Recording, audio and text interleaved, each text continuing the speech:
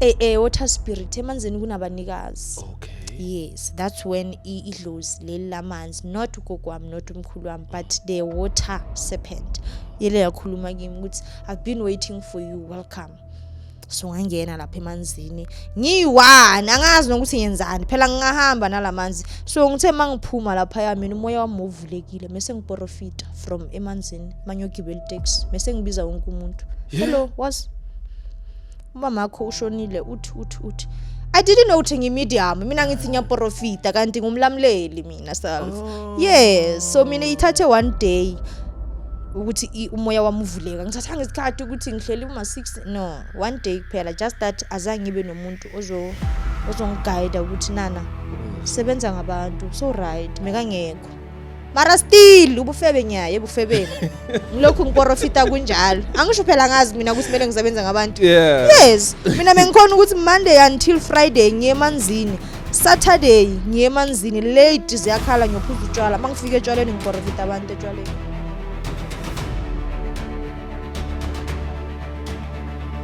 Alright, you're still watching Podcast Club. All you need to do is to make sure you tell everybody to come and watch. We are on the road to 30K. Let me tell you this, go and tell your people to come and subscribe so we can celebrate 30K together and have fun and enjoy the content. I will never be alone. But before I introduce my guest, remember that we are also available on Spotify. The link is provided on the description. If you want to be a guest, you can take the number on the description and send your VN and tell us what is your story? Why do you want to share your story with us? By just doing that, you'll be here with me having a conversation. Ladies and gents, boys and girls, Prophet Mashego is in the building. How are you, Prophet? I am good. You know, when you say Prophet Mashego, Kamoka ke a bolela papa. Oh, ka nnete. Eh nna ke dumile tsona tseo wa tseba. Ke a bolela ka moka Sezulu. So who taught you Zulu then? My grandfather was a Xhosa, so mesingakwazi ukukhuluma isiXhosa mesikhuluma isiZulu ngaye esikolweni senza home language yesiZulu. So you khuluma isiZulu. So you multilingual. Okay, wow, that's amazing. You know, that's very amazing because of one thing I know, Guti, many people like Zulus, they don't know Sipedi, and Sipedi, they don't know Zulu. You can pick it up or Limpopo and my grandmother, she's Pedi, my grandfather, Kemotosa, so that's why I keep balance. Oh, that's good. Yeah, okay, well, it's good DNA. It's not like it's a guy. Good to have you finally here.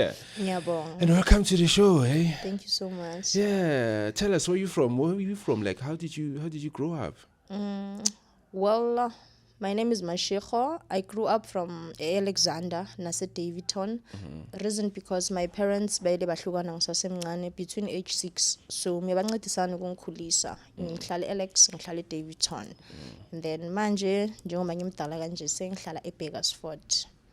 Limpopo. Oh. Yes. How's Begersfort? Hot. Kumnandi. There's peace of mind. Too much. Yeah. It's not the same as Alexander. And 4 o'clock. 4 o'clock traffic already. Anytime it's gunshot. Yeah. For me na sharp because ngikhulela la eJoburg, so le it's a good thing for me ngoba indawo yakhona ngisayijwayela ngavela ngayithanda vele. Yeah. All right. So in Limpopo, like when you check Limpopo, like is there any vacant land? Yeah.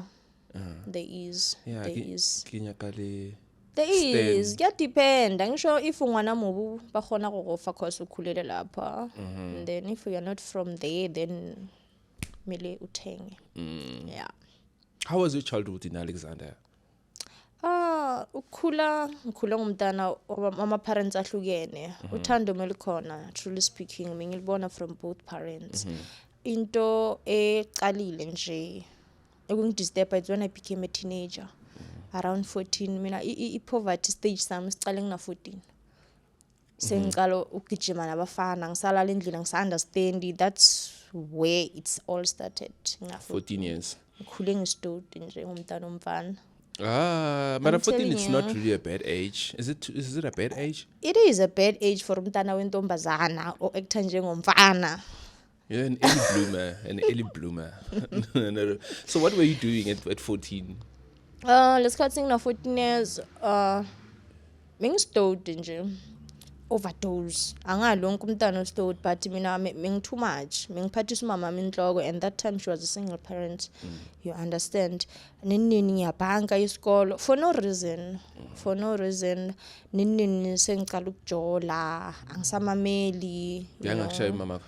Lo mama lo ngishayile shem, uzamile njengomzali. Ubaba wami wa give up so fast after I fell pregnant. Mama, but she tried. She never gave up on me. Yeah, so mina angifuni ukuqamba mangikhula ngumntana ostowed. There's nothing good to talk about ngam. But I'm sure there's that 2%. 2%. Yeah, maybe upheka nyani at least. Mengipheka ngicleana, You see? ngibaleka. Yeah, mengipheka ngicleana Bebaphana ngibaleka. bafana, kuzobathanda kangaka. Mengithandana ne-26. Ne-26. Gangster. Yes, ngithanda ne-26. So ukushele kanjani? Bekathi wash. Email wamlanda, like mekagcoka umathanda kitchen, ngamlanda ngasicela ngiboleke. Bekugcoke ini? Umathanda kitchen, that pantsulat Oh. impahla leziya. Okay, yeah. Yeah, and then ngamlanda ngasicela ngiboleke zona, and then yaqala kanjalo sa date then.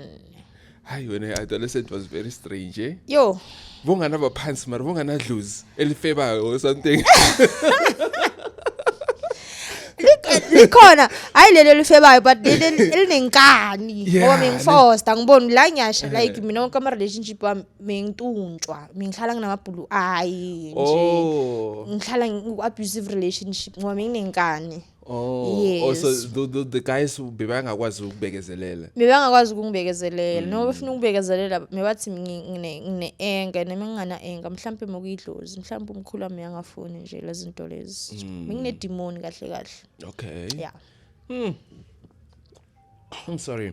So kwenzakalani then? What happened? How did you feel pregnant then in between? And how old were you at that time? Mengina 15 ngathola umntana ngina 16 lesikhathi ngihlala eAlexander ngile ngahlangana nobaba umntanami. It happens once cabang. Oh. Ngavela ngafela pregnant just like that. Ngamtshela ngathi azange ngiye emaperodini arogonna yena nyanke incosi ikamutsha karwa gafa papa I'm gonna keep this child. And then mabayizwa le ndaba ekhaya which is my stepmother and my dad but decide ukuthi bangise kumamama. Mama wangithatha eDavidson and then nje ngathola umntwana just like that.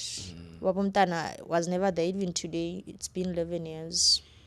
Akamazi umntwana wakhe? Uyamazi but akekho interested akana that like akekho there for yena. Umntwana yimi engimenzela yonke into ufuna icox ugcoka ini circumcision school yimi everything it's me. Iyo enye into yenza ukuthi ngigcine sengilala namadoda for imali because I was under pressure. Mama akasebenzi kahle usebenza eplazini. So what was did you pick any lesson through that experience? You were pregnant, did you pick anything ukuthi maybe I should stay away from dating? Lento le ngilimaze kakhulu but I'm truly speaking. Imagine umntana esikolo so nama appointment okesibhedlela. I was even scared to tell my teacher that I'm pregnant because ngibile ngaba nama complication amaningi. Iyela affect isikolo this thing ye pregnancy yami ngemncane. Intanga zami zi right zi free mina mengisifihla isisu. Mingisifihla ngafuna usibangibone because I was a lesbian that time so cabanga lesbian say meet me bazokhuluma. We lesbian kanjani? Mingi lesbian. I used to date girls. Like Okay. I used to date girls. Was it part of the what you call it? The adolescent? This thing ngikhula nayo because iqale ngifunda grade 3. Yeah, ngifunda grade 3 with my best friend.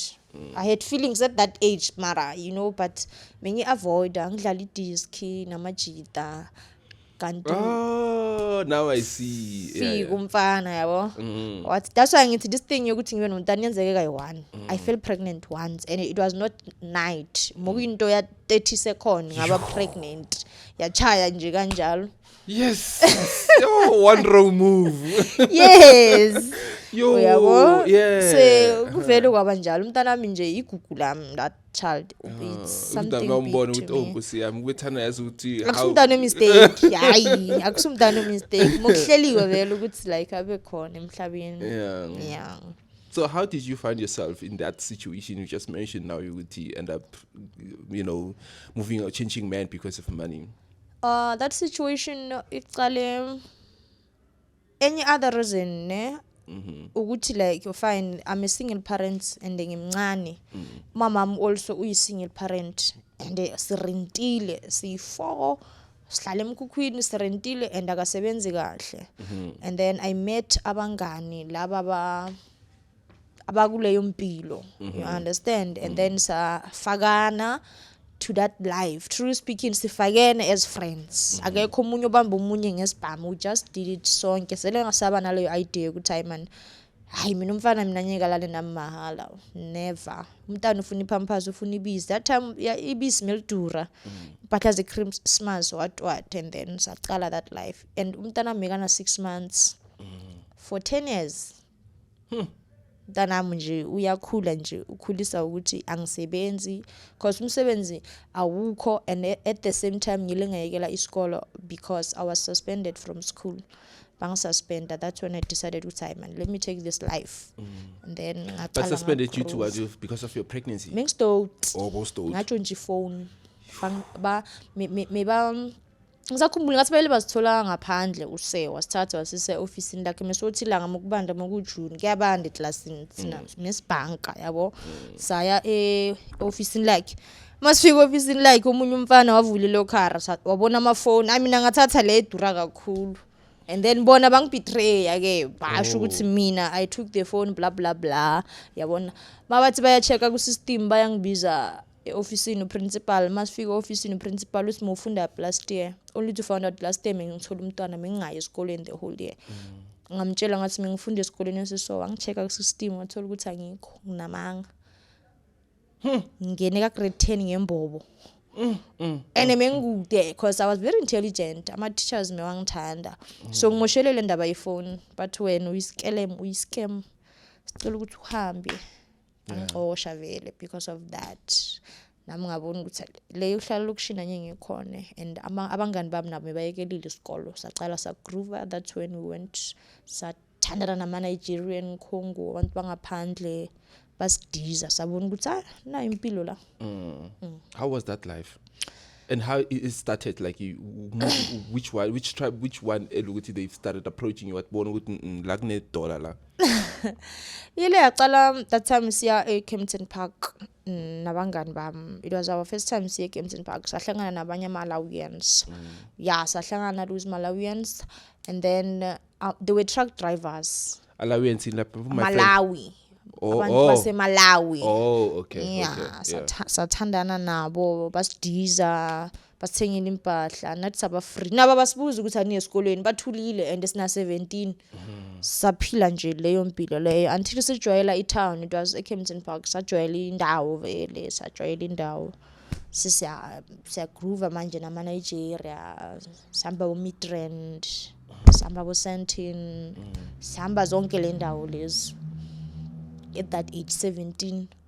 Yeah, bebanthanda ne bebasithanda because sibancane ndimesibhayiza ngisho uyabaza abantwana abancane mababona imali nje nokudla notshwala abacabanga into eziningi so yeah mebasithanda bona at the same time mebasiyuza akaze ban introduce into drugs or something. No, laba mebangabhema ama drugs. Truly speaking, only one of my friends, because me see 3, one of my friends was smoking drugs. Mekathanda izinto yena. Mekathanda izinto like to the point ukuthi yonke into umuntu ayibhema ufuna ukuyibhema so waba addicted to drugs and then wabhema ama drugs manje usibhemela inyawupe but uya recover uyazama. So it's only me and my other friend is right. Was it nice? Mausa move around, you know, those Nigerians, dating them, Congolese and all of that. Yeah, mogumnandi, truly speaking, and they were abusive. Yabona mina kaze ngaba mina phakathi kwabo bonke abangani bami yimi nginebhadi mina mengadizwa like abangani bami ba right mina nje mengadizwa bona badizwa baba right mina mengadizwa kumele manje bangisherele imali yabo yabona mina sha menginebhadi shemla impilo mina azange ngisebenzela hayi angifuni ukuchambela amanga yabo but khona mokumnandi because mesihave fun even umngane wami waze wahamba waye Cape Town or Durban Cape Town nase Durban nama truck driver that's why ngithi mina mengibhayiziseka shem yini uyikubhayizisa angazi menginesicwacwa oh no wow, like serious mina nje le yampilo hazakhe nje just mengana choice truly speak mengifuna ukuyeka but ngizosurvive ngani umntana akanathafisa akanasikhwama like isolution yami ukuyiyo and enye ngithi ngizocala ibusiness mengana mali sure so would you blame your friends no I don't blame my friends ngiblame mina ngobustoti bami if I didn't steal that phone mhlambe ngabe ngile ngachubeka because mengikwazile ukungena ka grade 10 ngembobo and mengihlakaniphile so mhlambe ngabe ngile ngachubeka so it's my fault angiblame umuntu so your hookup life level was it a professional level or being indaba ukuthi informal nje like you said ukuthi umfana yazalala now without giving you money because I can say angisho this hookup life umuntu uhlangana nabanye amantombazana bathi hayi mani ngena ku app eso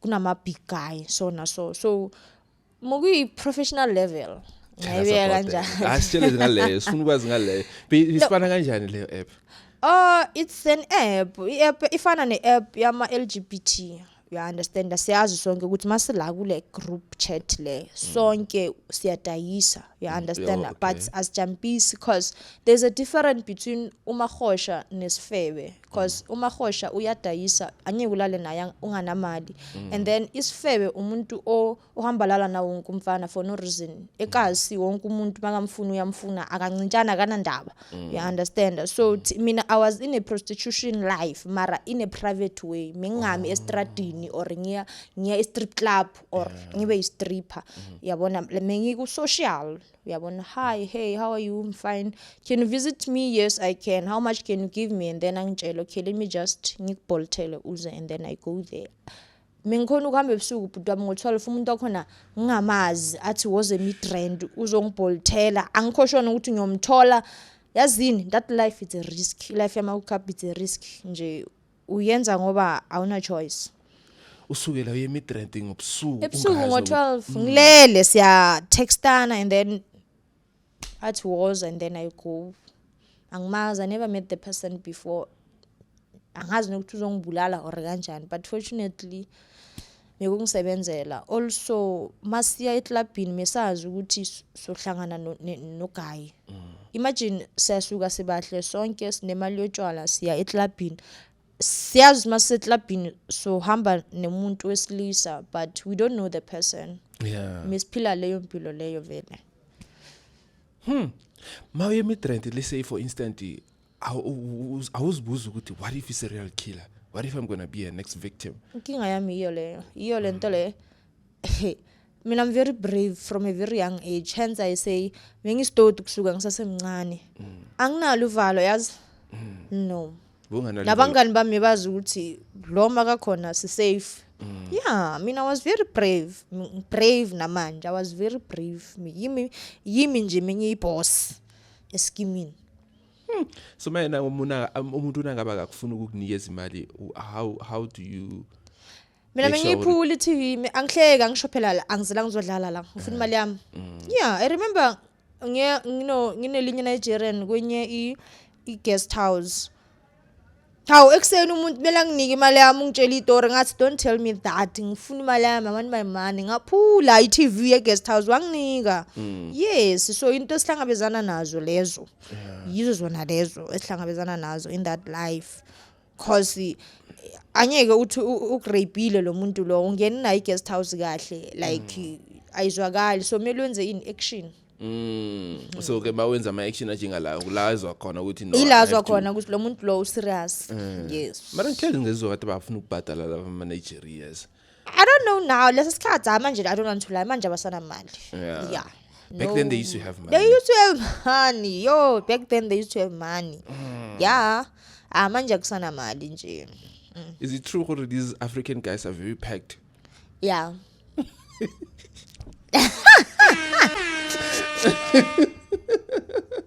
Oh wow, I thought it's a myth, like it's something it doesn't exist.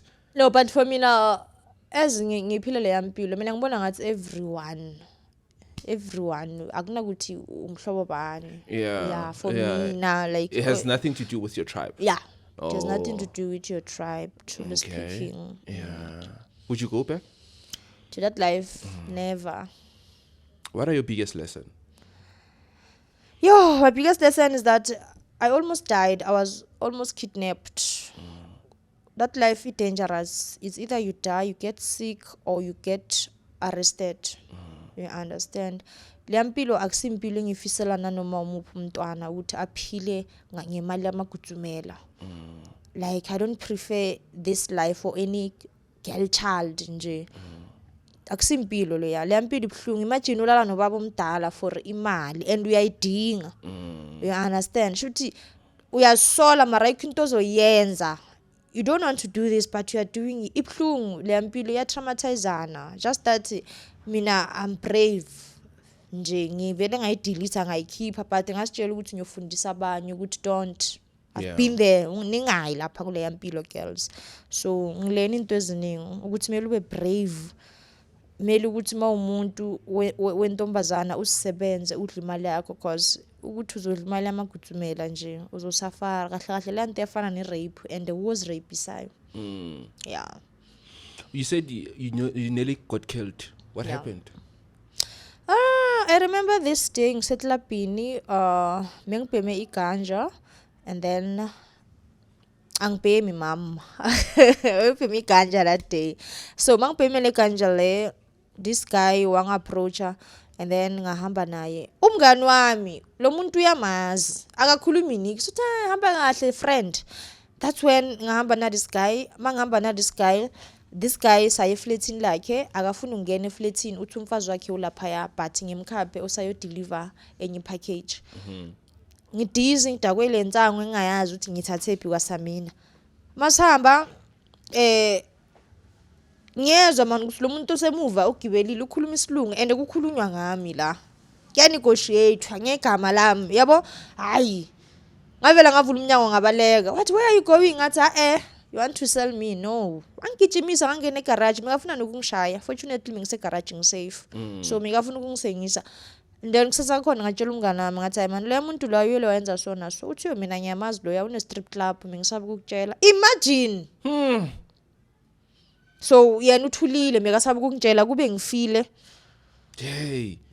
So kuthana abathengise ngawe le bokwenza bo drug trafficking or something. Yes, especially kumlungu a white person. Yeah. Justice. So, and it's easy to do that, ne? It's simple, especially mabazi kokucala le yansanga ukuthi ngithathe bhangazi mangacala lapho. So makangithatha hamba nami sho ukuthi uyazi ukuthi this person udizi. Yeah, udizi and then it's very simple ukuthi simthathe. Ngithi hamba nalo and then uhamba naye. Just that day nje idlozi lami lele la ngivulela nje. Ngivile ngaphaphama nje ngabona ukuthi la kukhulunywa ngami la ngakujima. Ngabaleka kanti that guy une strip club and unama prostitute asestradini. Amsebenzelayo ku stradini.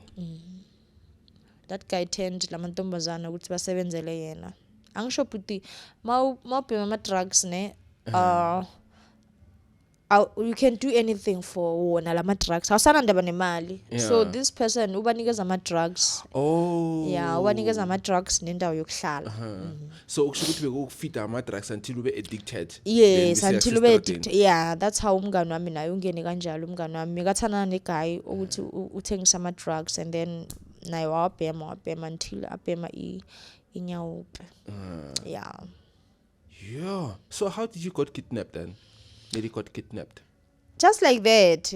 They didn't kidnap me. Just like that. Okay. Yeah. Oh, this is a story. Oh, okay. Yeah. Yo, it's not safe out there, mse. Ish is not safe. Le mpilo leya ayikho safe. Angifuni ukucambela amanga. Akuna future. Yeah. Yeah, akuna future. It dangerous.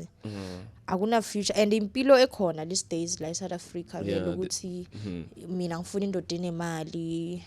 Mina ngifuna igutsumela. Mina ngeke ulale nami unganamali. Impilo seyikhona like yabona that's why nje advice ama young girls ukuthi baye esikolweni ba graduate. Yazi ngono ugraduate like go to school. I also miss school mara ngina opportunity ukuthi ngabuyela. Baye esikolweni. Ayikho le.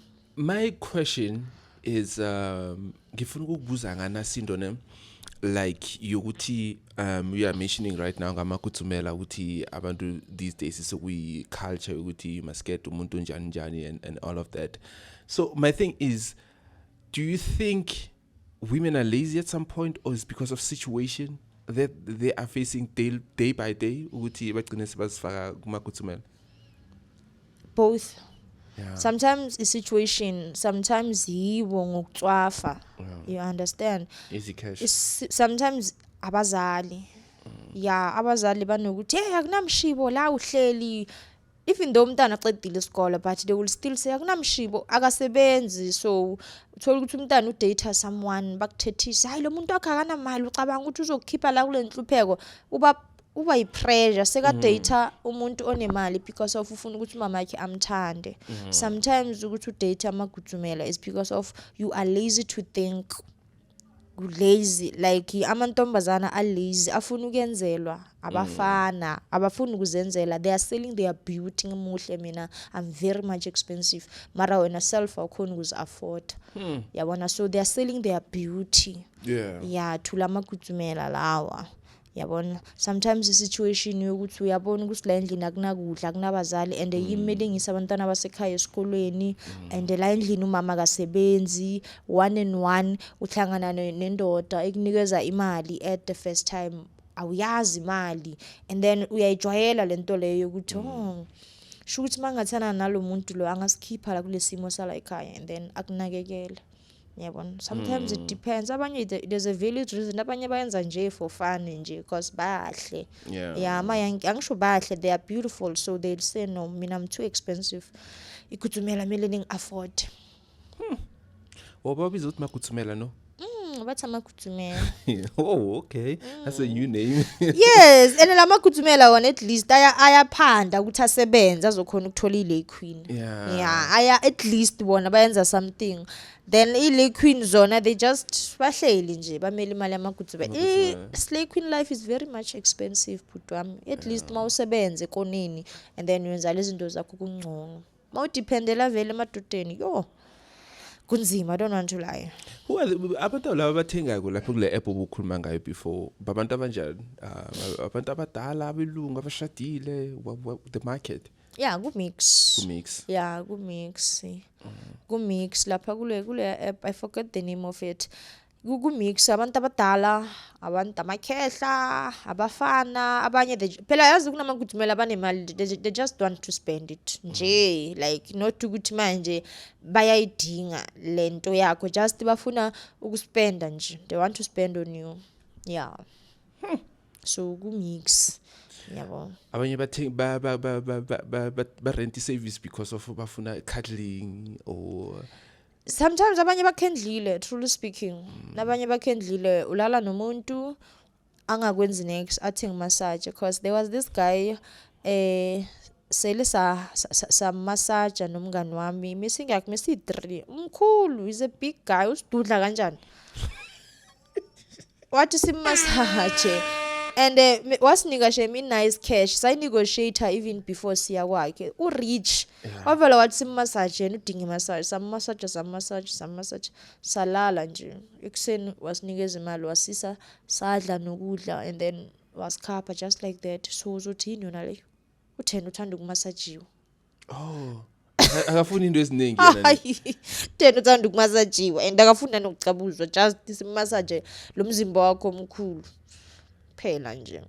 So abanye it's a cult, abanye that's why ngithi banemali just bafuna ukuyidla nama girls nje. Yeah, have you ever met the cult or suspect uthi this one 1+1 no angisho mina njengoba ngisho ukuthi mina menginebhadi nje mengingathola abantu abanemali yeah usithola labo amathenda yeah mengingabatholi labo but mina on my journey azakhe ngisasuspect anyone ukuthi uku-cult. So laba beDubai basho bayakakelana bachamelana zange kwahlangane nabo.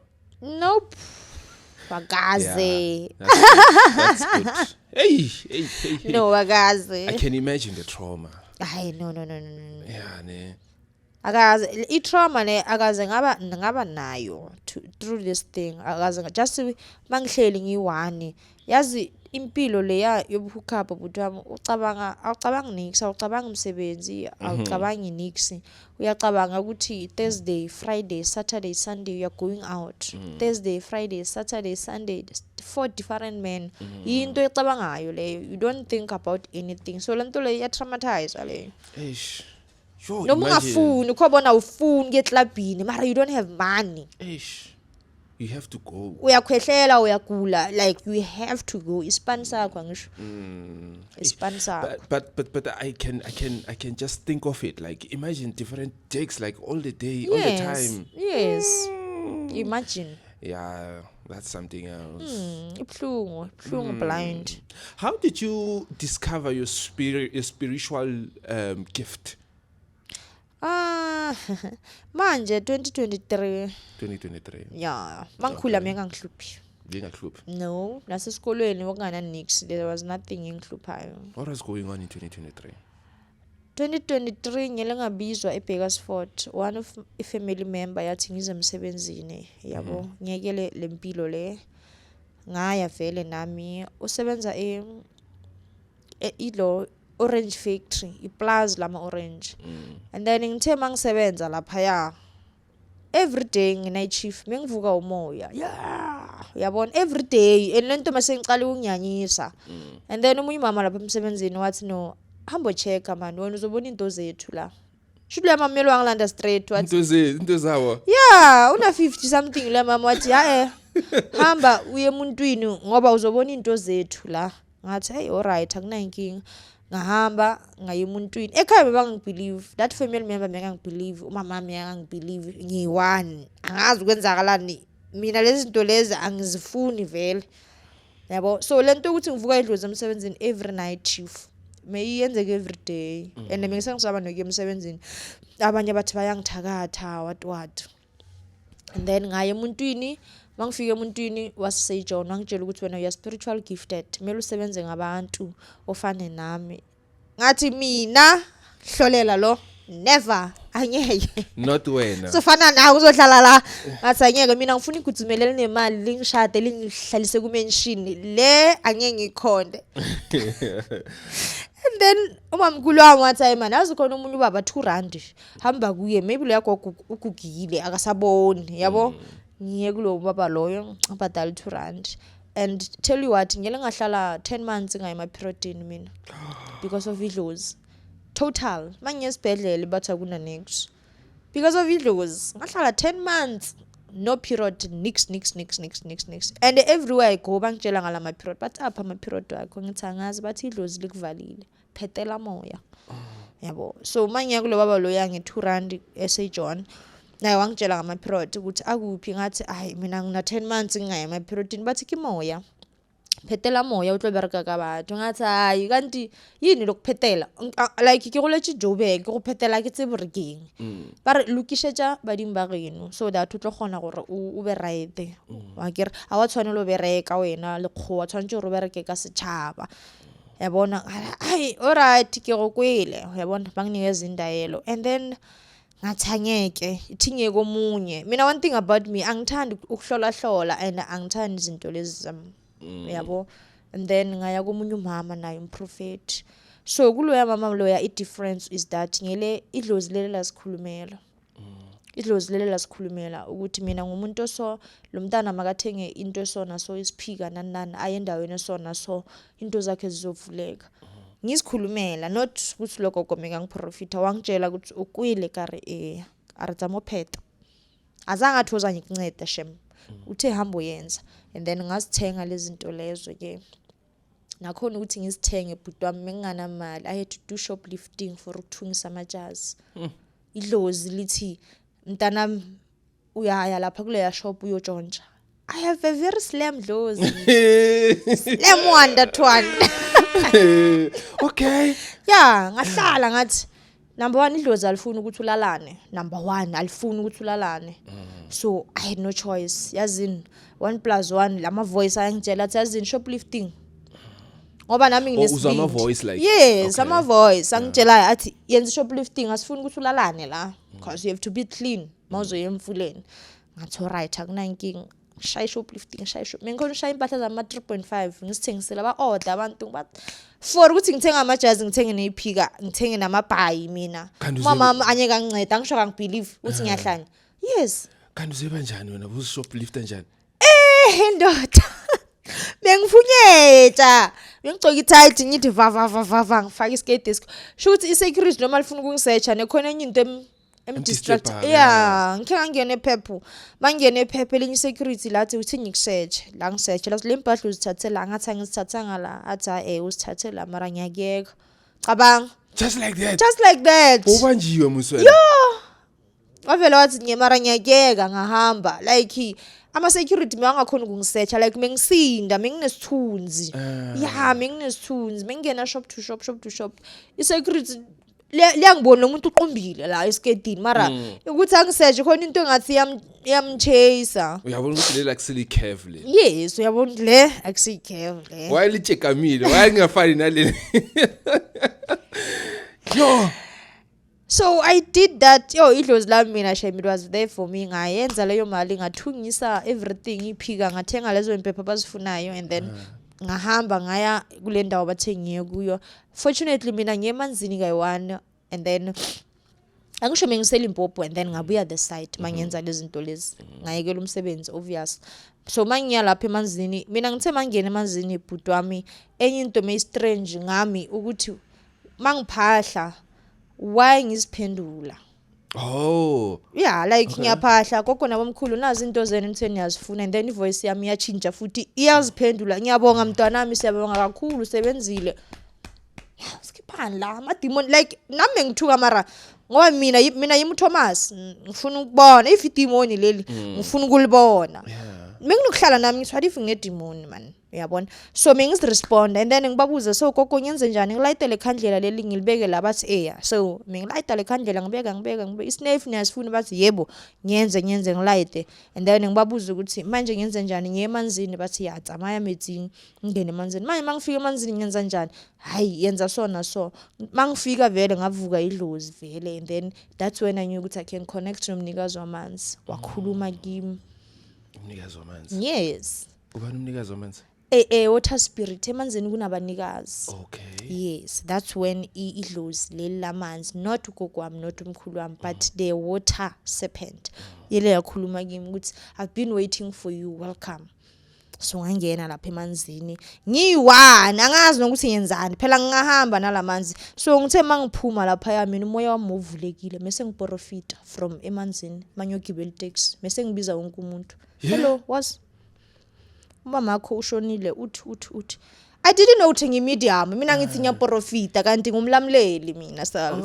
Yes, so mina ithathe one day ukuthi umoya wami uvuleka ngithatha ngesikhathi ukuthi ngihleli uma6 no one day kuphela just that azange ngibe nomuntu ozongiguide ukuthi nana sebenza ngabantu so right mekangekho mara still ubufebe nyaye ebufebeni ngilokhu ngiprofita kunjalo angisho phela ngazi mina ukuthi kumele ngisebenza ngabantu. Yes mina mengikhona ukuthi Monday until Friday ngiyemanzini Saturday ngiyemanzini late ziyakhala ngiyophuza utshwala mangifika etshwaleni ngiprofita abantu etshwaleni.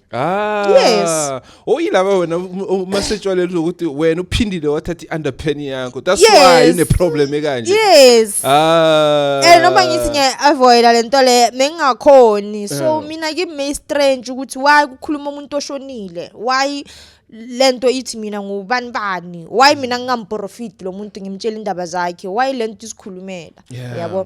So mengikhona ukuthi ngiyogroova ngitsamaye kopheda ke emetsing ngiyogroova ngitsamaye until ngithi ay lento zamadlozi angiziboni umsebenzi wazo mina ngaziyeka mina ke lahlela leli lamajazi nyana khona ngaziphuzela utshwala. Hayi ke impilo yangishaya ke. Ya impilo yangishaya ngacala ngangabi nemali ngambasha nje magudzumela wasangiboni impilo yaba imess. Because I left into zabo because wayithoma wayifecha. Yeah, idlozini wayithoma wayifecha until vele ngabuyela. I remember ngiselimpopo ngwelinye isonto. So bangi-inviteile kulelo sonto lePostoli. Bangifike egedini bangikhasha. Lela dlozi lavuka futhi ngicabanga na 8 months or 7 months ngingazibambi into zabantu abadala. Mangifike egedini bangikhasha. Lela dlozi langikhama. Imagine with my own hands bengizikhama mina so. Ngizikhama. Bathi bayangibamba ngiyazikhama. I cried ngoba ngathi ngikhanywa amanzi. Yo! Ama voice lawa ngivala amehlo kanje athi kimi B. Hayi bathi B wa urishile na kirawa na nexa tsebi gore tshwantse re ke bareke ka batho ba re go neng re go botse gore tshwantse re bareke ka batho gane bothata ba gago ke eng go neng re go botse re tlogela bophelo bo ba gago re tlo gona gore re go fe dimpho tša gago wa bona nouso ge re o bula mahlo mo o ya mola go moruta go tšhela dithapo ga fetša wa tlogela bophelo bo bophelago wa nkwa gore ke reng ka ngavula amehlo mangithi bangiround yabantu esontweni amahloni angenzani. And then baqala bangiprofite esontweni bangitshela ukuthi wena kumele usebenze ngabantu ziphi into zakho ngithi into zami ngishiye Joburg kumele uyozilanda ngoba bayasifuna abantu bakithi awazi kumele usebenze ngabantu ngithi ngiyazi. And then that's when I started ukuchinja ngavela ngachinja kanjalo vena ngiyacala kuyapheta kuyametsingi kuyasedibeni ngiphila leyo mpilo sengiyachinja like yabona noma umfana ngifonela athi uzongibona ngisekho interested ngoba like ngibonile ukuthi idlozi lingakubulala. I almost died. Imagine usikhama like idlozi lithi kokugcina uyezwa kokugcina and then ngayekela vele gathoma kapheta idlozi langizela emaphushweni ngaphupha impilo yami yabuyela back to square one. Ngayenza everything lebayifunayo and then bangizela bangitshela ukuthi wena awathwanela gore uthwase re tlo thwasishetša wena kathi okay ka thoma ka reka dilo jona tše ke di hlokang ka di 350 tša Ramaphosa ngathenga ngathintsha ekhaya like baqala ukungithela snacks yabona like abasanga understand ukuthi sebacabanga ukuthi ngiyahlanya yeah baqala kanjalo. They were not supportive on your spiritual journey. No. Bebangithatha na serious futhi kuthiwa Slay Queen sonke sesigcoka amabhayi hayi wena bayakuloya. So bebangisupport. I've been through this journey alone, truly speaking ngiwane until ngikhona ukuthi i-third eye yami ivuleke. That's when I knew ukuthi kahle mina I'm a medium. Angiyona inyanga angiyona isangoma angiyena umprofeti asina muruti medium ngikhuluma nabantu abangasekho. I-difference yiyo yona leyo ukuthi ngikhuluma umuntu mina uthakathi bangizamile butwami ubuthakathi ngiyabazi bakuzame njani bangizamile you know they used to ukuthi bangibekela izinto egedini idlozi lithu skafeta mola babeyiledilo mola mengandluli. So uba kuThomas wakho waphela immediately ma connected the spirit sakho because you mentioned earlier ukuthi bongu Thomas wena. Yes. Angisho lento mase igimi le mimoya like mase igimi I'm guided by imimoya eminingi mina I'm guided kahle nama bodyguard angigadila wafu next ngami and yeah namanje khona and lama voice mawathi do this don't do that ngiyamamela. Yeah, I'm a psychic. Ngikhona ukubala umuntu ingcondo. You'll never lie to me. Ukuthi ucabangani ngiyazi. Just that when I'm in public ngiyazivala. Thola umuntu athi mina ngibona indaba zami. I don't do that. Ngiyaphuma ngiye endaweni in a public place and then ngiyazivala. You understand? Okay. So I don't just bona indaba zabantu nje. Ngibona indaba zomuntu makuthi umuntu uyangivumela ukuthi hayi bona indaba zami yes kanjalo. So ngikhuluma nemimoya ama evil spirits, spiritual husband, abathakathi, imimoya yasentabeni, cave spirit. I go to cave, I go to mountain, esizibeni I go, i-dam, i-lake. akukho la ngingangeni khona. I'm not scared of anything because I can communicate nomnikazi wemvelo. Yes. Maybe it's because of your ancestors from the beginning when you were still doing hookups, because you mentioned They were there. you mentioned you were very brave amongst your friends. Yazi that time ngisesontweni, that time angisho mina umuntu akakhona ukungiprofita, like mile ngiziprofite ngizikhulumele njengomuntu ofembayo. So that time ngisesontweni lele ngikhuluma ngalo ukuthi ngazi ukuthi ledlozi lengiphethe ubani lele lazikhulumela ledlozi ukuthi ubani and lasho ukuthi lo mntana lo sibe naye wonke umuntu amjikele ifamily yonke, but we were there. Angene endaweni ezimnyama thina ngedlozi sikhona. We never gave up on her. Siyamcela makayekele lempilo asenzele ke nathi because we've been there for her. Kuyidlozi. Mina ukuthi ngistophe lento mengiyenza because of my ancestors, ngiyifilile le pain yabo. Yeah, ngathi idlozi lami liqinisile phela. That time ngibusy ngenza ama-hookup, ngihamba ngilana nabafana ngihambe ebusuku. Sho ukuthi mebakhona.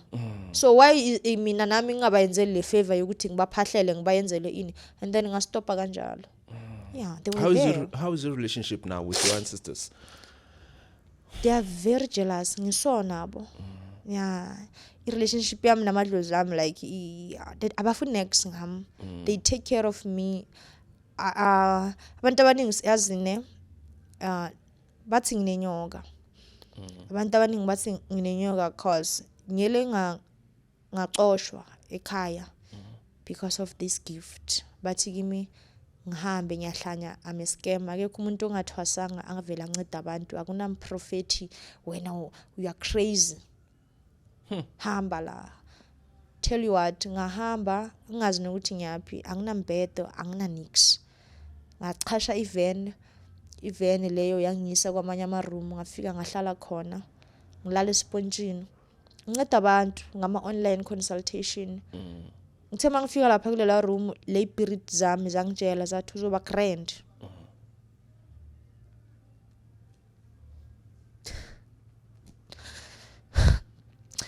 But kimi uzoba right mntanami. This is the beginning of your life. Laba bakucoshile bayekele. So yenza noma yini oyifunayo. Bathi uyalibona le room leli. Isho ukuthi ufunani sizoyenza. And they did everything. Ngahlala lapha eroomini nginceda abantu. One thing about me, ngisebenza ngama online consultation. Abantu bayamangala ukuthi lo muntu uyithathaphi imali ngoba akaphuma eroomini. Mengiyenza imali ngihlala eroomini, ngiyenza imali ngihlala eroomini until I moved out from that room. Sengihlala endlini manje. I'm renting a full house. Sengine furniture. I buy whatever I want whenever I want.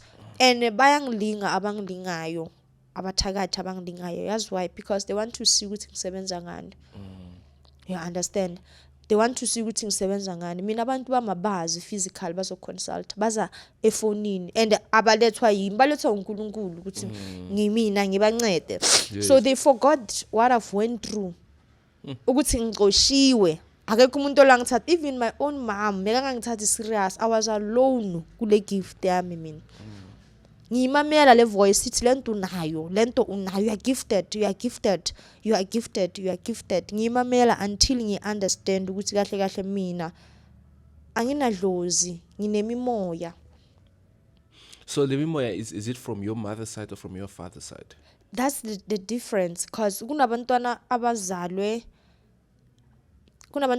bembethe. Kunabantwana uNkulunkulu makababupha usheshe abafile mission ukuthi wena emhlabeni uyoba yi-doctor, wena emhlabeni uyoba isangoma, wena emhlabeni uyoba yini. Labantwana labo is not a gift we are edlozini. It's a gift straight from God. And then kunabantwana abaphiwe baphiwe idlozi ukuthi mntanami bamba kanje mawufika emhlabeni usilungisele.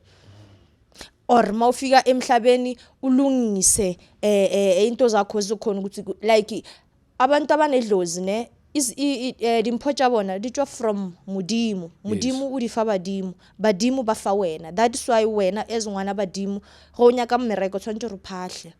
Sometimes you'll hear umuntu athi eshazi ngiphuphe ubaba anginikeza umntwana and mawuthi abheka you don't have a child. And then uyamthola sho ukuthi uNkulunkulu upha ama ancestors wakho so that ama ancestors wakho azopha wena. And then there are some kids bona ama gift abuya straight kuNkulunkulu. even though you don't phahla uNkulunkulu mawuthandaza uyakumamela, you talk to God. You understand, I'm a VIP. Oh, so there's a chain actually kamangayo for other kids. For other kids, it's a relationship from them to God. Yes, it's a relationship from them to God. That is why from other kids njengami it's very much simple to khuluma nomnikazi wamanzi. Akunakuthi lapha ku dangerous ini. No, that place angisho ya kaNkulunkulu. Amanzi wa kaNkulunkulu.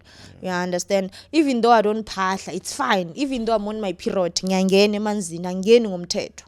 Yeah. And then kunabantu abanedlozi. Abantu abanedlozi vele bahamba nabogogo nabomkhulu. Yes, abogogo nabomkhulu as a chosen one uhamba nabo, but igift le akuseyabo. My gift is my gift. Actually gift yedlozi, but idlozi was guiding me ukuthi ngi understand. Ama ancestors wami, they are my parents. Me banguide ukuthi lento enginayo ngi understand. Still now they into don't. engizalwe nayo le ayi ukuthi mokunenyanga ekhaya or mokunani ekhaya. No, this is my gift. Yeah. Sansov is so special, eh? It's so special actually. Yes. And then that the way we discovering a corner, it mature very quick. Fast. Yeah. So pa. Ngoba mina ngislam ngiyabamba fast. Oh, kwesona so into sona so into sona so. Ukuthi yabona ma umuntu kumele uunderstand igift yakho.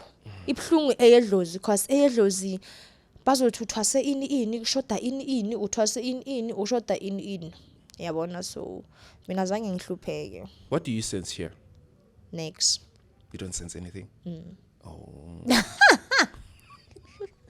I'm sure you said I don't sense anything. I'm sure you spoke about a permission. I'm giving you a permission. I don't sense anything. Oh. Yeah. Okay. Yeah. I thought you sensed something, yes. Immediately when you walked in, like you hear the voices telling you, here's the file, you download. No, those voices ziba khona makwinto eserious. If there was something, mengizokutshela ukuthi there's something.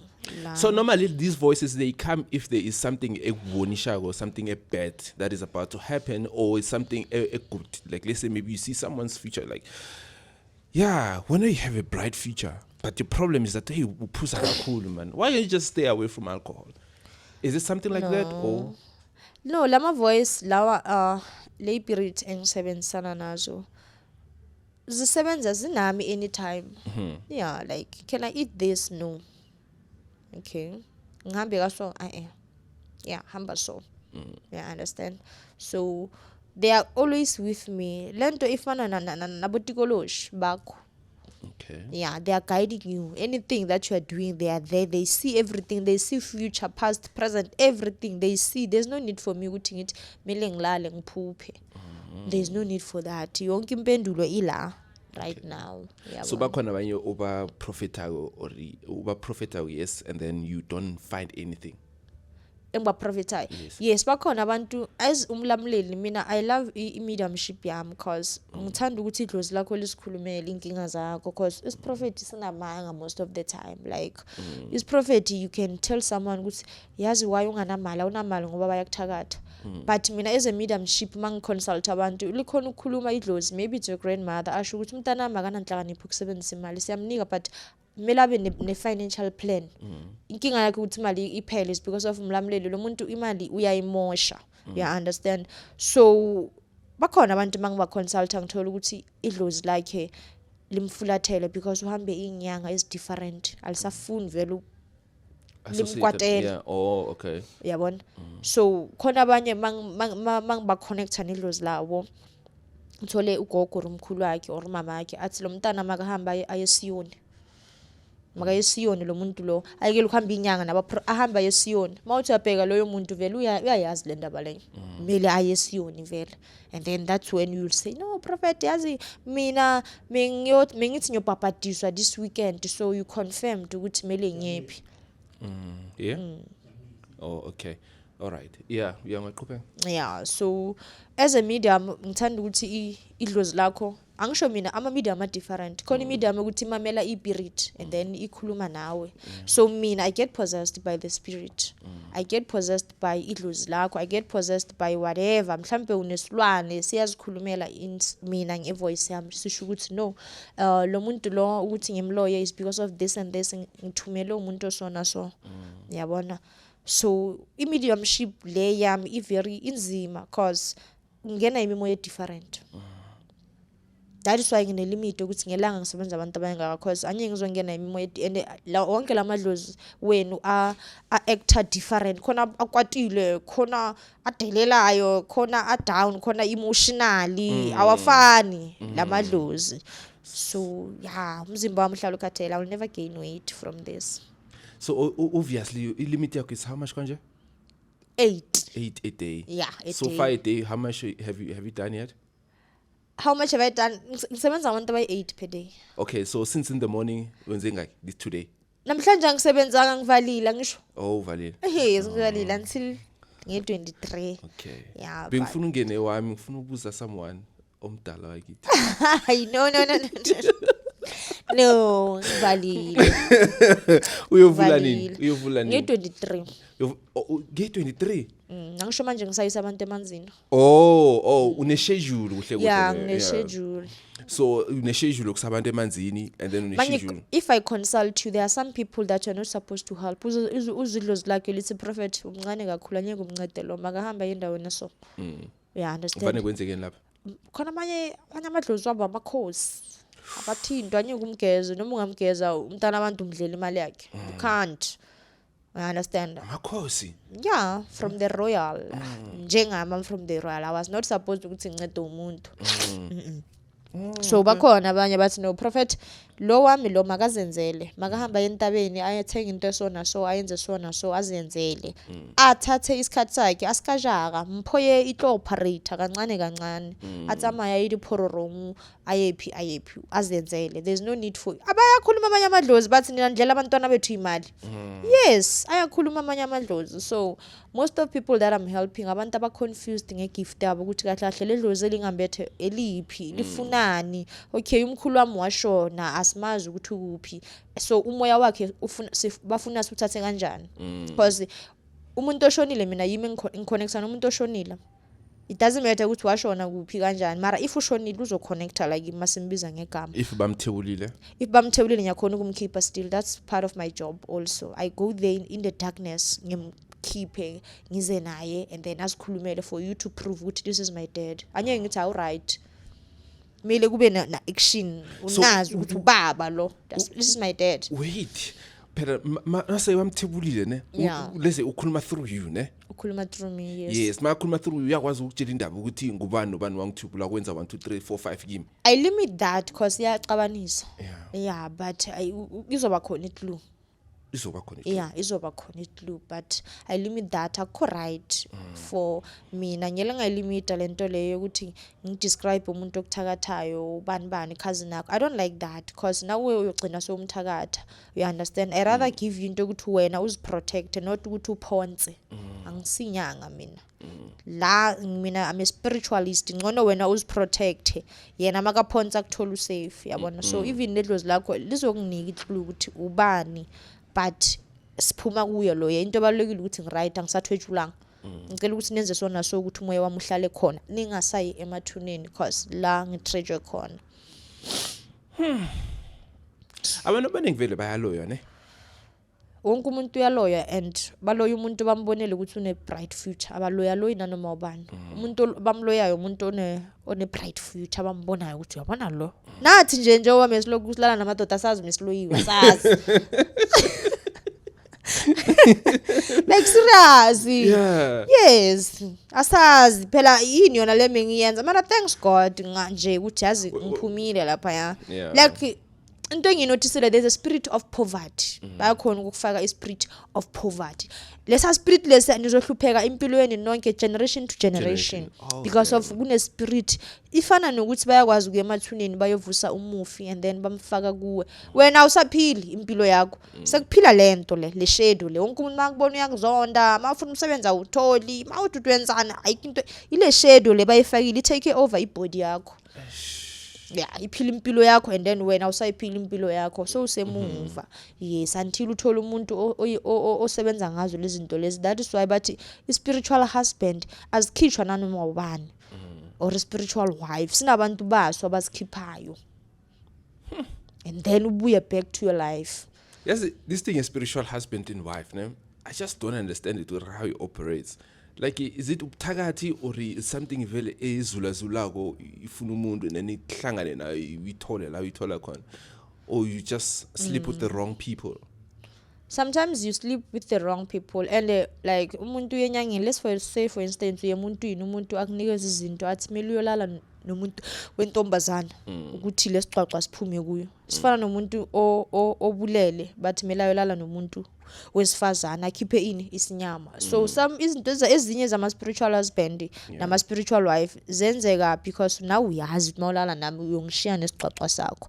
And then some of those things bayaziletha like bawurumela kachweni bathu bawuloya bawurumela ka silo sirobala lwena. Sometimes abanye abugogo they change baza kuwe spiritually bayeza yakwazi lokho labo gogo labo njengoba uMrs Bibo.